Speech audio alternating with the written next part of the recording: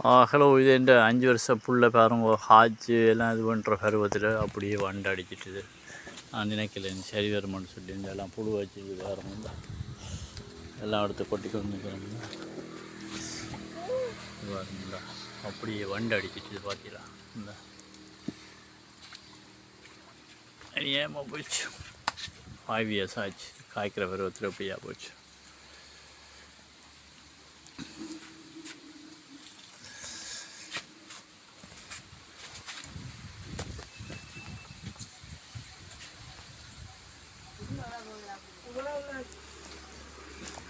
பாலை வந்து காய்ச்சிட்டு காய்ச்ச பிள்ளைக்கு இப்படி ஆச்சு. தம்பி அதை அப்படியே வடிவா கிண்டி எடுங்க பெண் ப்ளீஸ். இனி இல்லையா? புழு எல்லாம் வந்துட்டுதா?